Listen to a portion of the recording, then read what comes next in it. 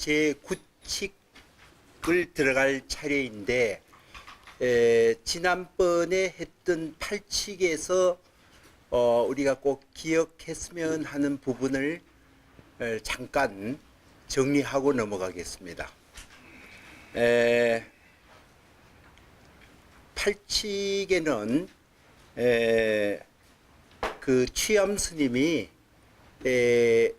여름 한거를 마치고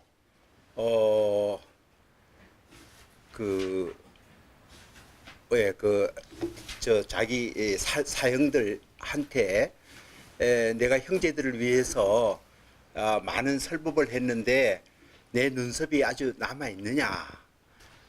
그 얘기는 어떤 말이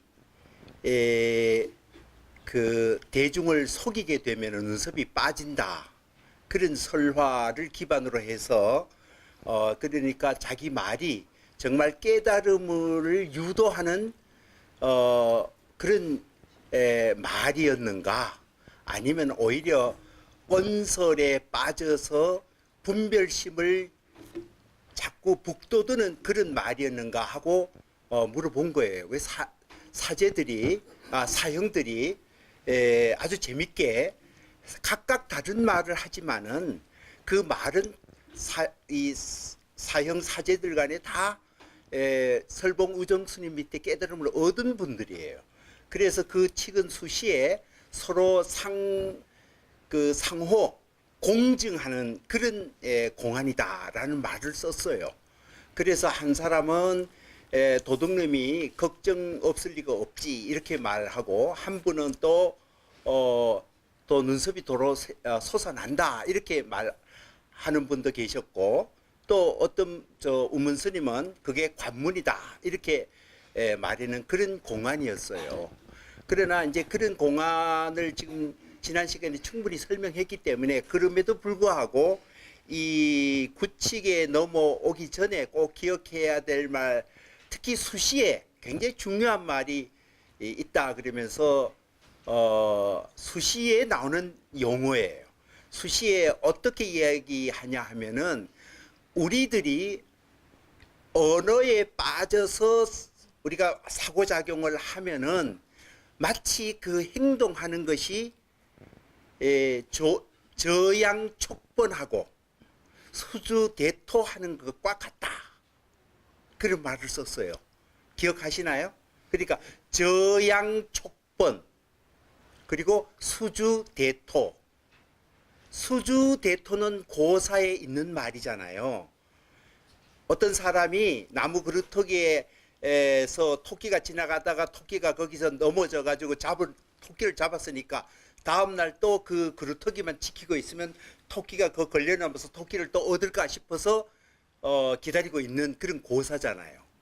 이거 하고 저양촉번은, 저양은 어린 수컷 양이, 그러니까 아직도 천지분간을 못하고 이 혈기가 왕성한 그런 사람이 자신의 생각에 빠져가지고, 저양촉번은 나무 울타리에 그냥 머리를 갖다가 들이박아가지고 쿡 꼬여가 꼼짝 못하는 거, 이게 저양촉번이거든요. 촉은 부닥치다는 거고 번은 울타리 번자예요.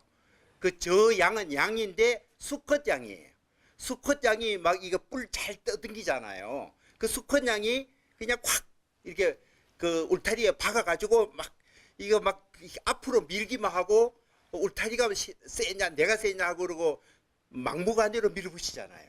그 용어하고 수주대토란 두 마디를 썼어요. 그것이 의미하는 바는 마치 우리가 사는 삶의 방식을 요약하면 그래요.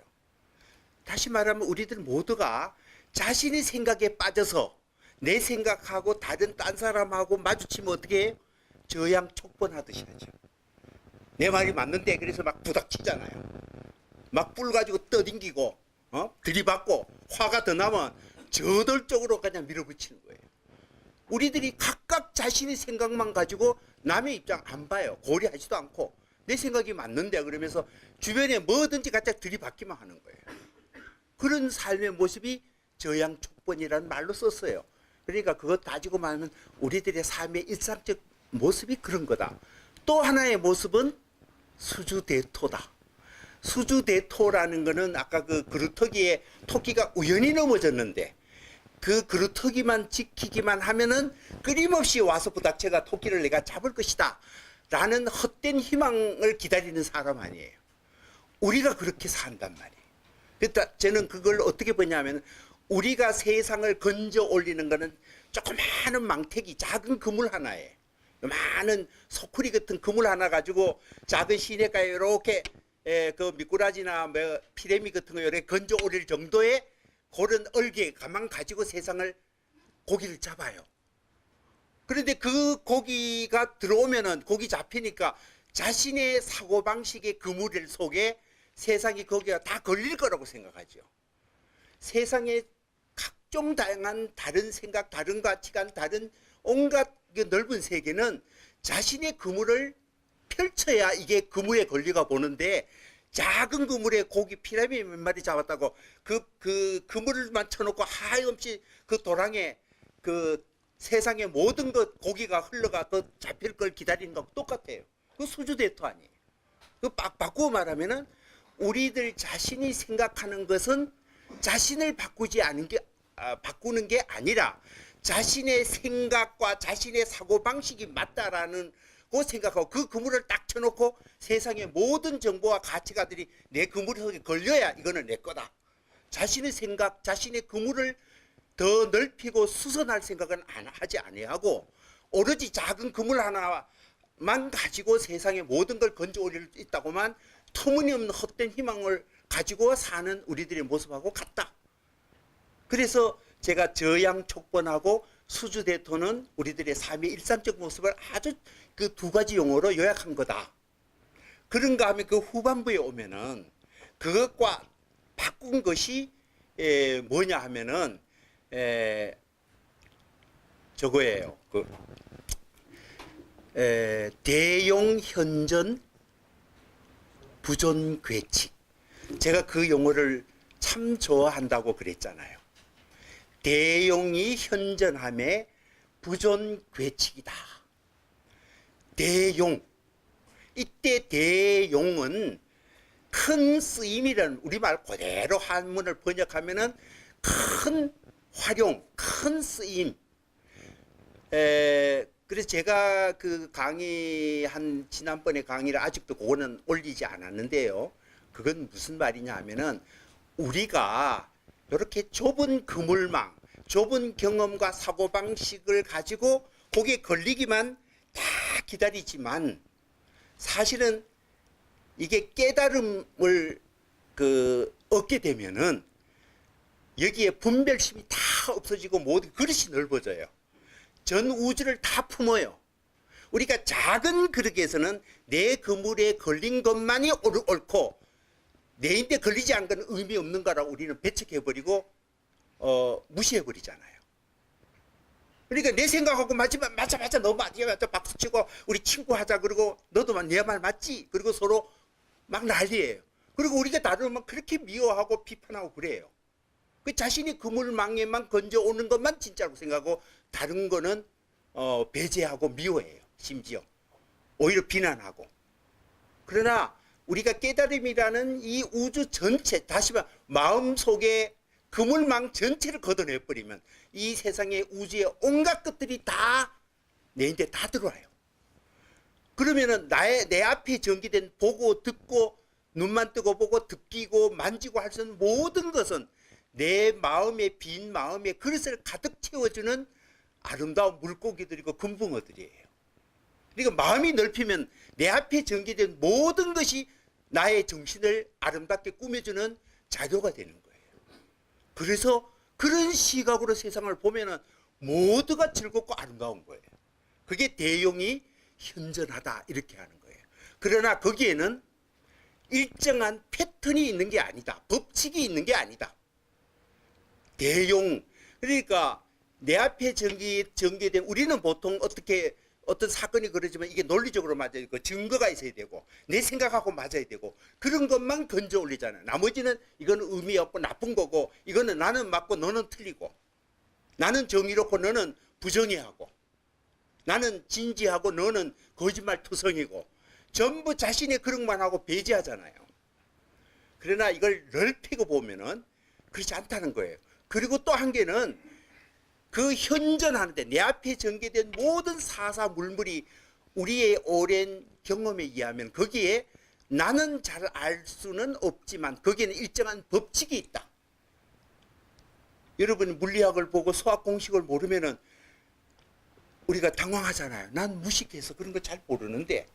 그런데 내가 좀 더 똑똑하고 학습을 배우고 그 세상에 돌아가는 규칙하고 패턴을 나도 잘 다듬어서 공부를 많이 하면은 그런 것과 따라가야 세상이 이치하고 나는 맞겠다. 그러니까 세상에 전개되는 거는 법칙이고 나는 이 속에 흐트러져 엉망이라고 생각하죠. 그게 아니에요. 그러니까 내 바깥의 우주를 지배하는 어떤 고고한 어떤 법칙과 원칙이 있다라는 생각에 우리의 의식은 거기에 굴복되어 있어요. 그 생각을 버리라는 거예요. 우리의 정신은 그런 괴칙, 법칙을 뛰어넘는 자유로움이 있다. 이게 깨달음의 한 효과예요. 그래서 아까 우리는 작은 그물을 가지고 세상을 다 건져 올리는 그거 자기하고 다르면 갖다 막 부딪히는 저양촉범과 수주대토의 보통적 삶을 건너뛰어서 깨달음에 이른 사람들의 삶의 어떤 관점은 대용현전이고 부전 대용이 현전하게 보고 있고 거기에 부전괴칙 일정한 법칙이 있다라고 믿지 않아요. 이게 두 개의 상대되는 어떤 세계관이에요. 마음이 세상을 보는 눈의 차이점이에요. 그래서 그걸 지난 시간에 그 얘기를 꼭 기억하시면 좋겠다 그 말이고 오늘은 이제 규칙으로 넘어가겠습니다.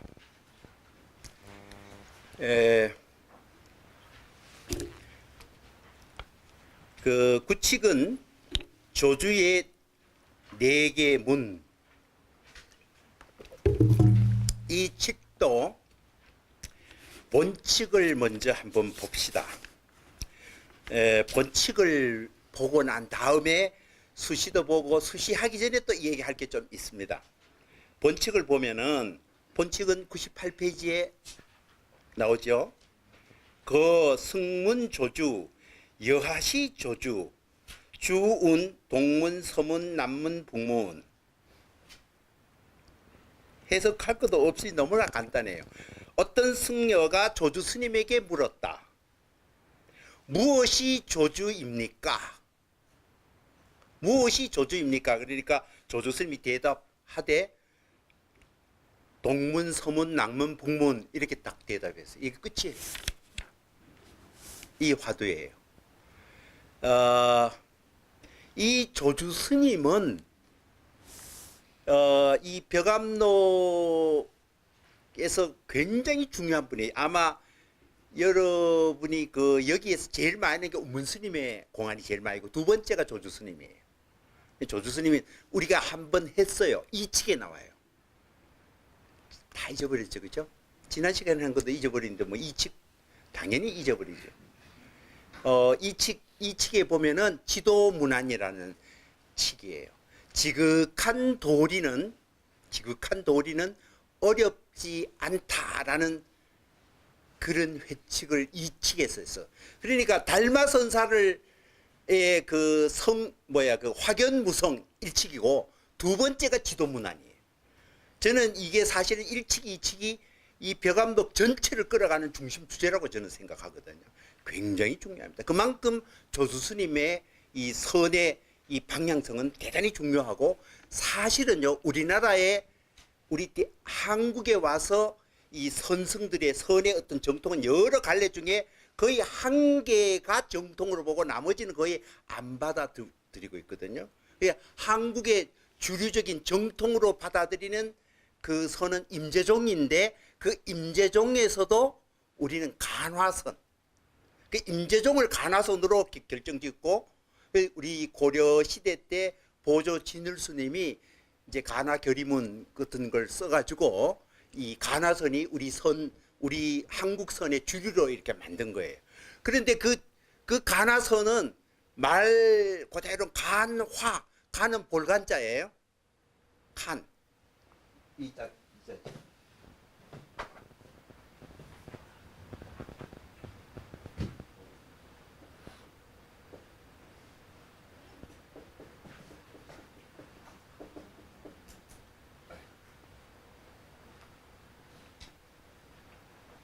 이 간화선인데요. 이 화짝 불화짝선 말씀은 간화선인데 요거는 말을 보는 거 아니에요. 말을 보는데 이 말이라는 게 여기서 공안을 의미해요. 그러니까 벽암록만 해도 100칙이나 100개의 공안이 있잖아요. 그런데 우리나라는 공안을 잘 관찰하라. 이 공안이 굉장히 공안선이죠, 말하자면. 여기에 이거 화두선이라고 그래요. 이 화두를 하나 딱 들고 그걸 갖다 깊이 탐구에 들어가는 거예요. 그게 이제 한국선의 줄인데 그걸 간화선이라고 그래요. 그런데 이 백칙선 중에 딱 하나를 딱 거의 결정했어요. 그게 누구의 공안이냐? 이 조주스님의 공안이에요. 그러니까 이 구칙은 우리 한국선의 줄인 간화선의 그게 이 조주스님이 그 여러 공안이 있는데 그 중에 어떤 승려가 조주스님께 물었어요. 개도 불성이 있습니까? 그러니까 무 이렇게 얘기해요. 딱 한자로. 그래서 구자, 그게 개의 불성의 그 구자, 그 무자 화두. 그래서 무자 한자만 깊이 탐구를 하면은 우리 선의 어떤 돌파를 한다. 이게 이제 간화선의 그거예요. 그 제가 왜 아직도 우리 간화선의 어떤 그 내밀한 어떤 큰 그런 설명할 뭐 시간도 없고 아주 다음 기회에 되면은 하겠지만 여기서는 다만 한국의 전통의 그 간화선의 주류라는 무자 화두에 이것이 조주 스님의 화두 하나만 가지고 수많은 것 중에 조주 스님의 무자 화두 하나만 가지고 들이파는 것이 우리 한국 간화선의 그 줄기의 핵심이에요, 핵심. 그러니까 오늘 구칙을 하는데도 조주 스님이 하는 그 말의 프레임, 그 고주 스님의 생각, 왜 이런 선을 했는가, 이 칙에도 은연중에 반영되어 있어요. 그러나 이것보다도 이 칙을 이해하기 위해서 또 한국의 간화선을 이해하기 위해서 제일 이 벽암록의 두 번째 그 공안에 조주 스님이 제기한 그 문제, 지도문안이라는 이 칙이 제가 볼 때는 가장 중요해요. 만약 이 칙에 대한 해석을 다시 잘 보면은 간화선에 뒷날하는 문제점 핵심이 그 속에 이미 다 그 서려 있어요. 그러면 이 칙에서 가장 중요한 말 우리 다시 한번 되돌아가 볼까요? 이 칙 한번 봅시다. 이 칙, 제2칙에 보면은 51페이지입니다. 51페이지에 조주가 말하기를 지극한 도는 어렵지 않다. 지도문안 이렇게 했어요. 그러나 그 지도문안이라는 것보다도 그 본칙을 보세요. 본칙을 보는데 본칙의 제일 첫 마디가 지도문안이기 때문에 제목을 이렇게 붙였을 뿐이에요. 핵심은 거기에 있지 않아요. 그 본칙에 보면은 55페이지에 보면은 그 조주 시중운 조주 스님이 대중을 해서 법문을 했다. 지극한 도리는 어렵지 않다. 유혐간택 제유어언 시간택 시명백 노승 부재명백리. 제일 중요한 거는 혐간택 부재명백리 두 자예요. 네, 부재명백리. 그러니까 이 조주 스님이 이 칙에서 정말 말하는 것은 뭐냐 하면은 거기에 간택이 나오죠. 그죠? 네, 간택. 이 간택이 우리가 말하면 분별하는 거예요. 이것과 저것을 분별하는 거예요. 그런데 그거를 여기 혐자 씁시다. 혐, 싫어하다. 간택을 굉장히 싫어해야 된다 이 말이에요. 요만하고 한 개는 뭐예요?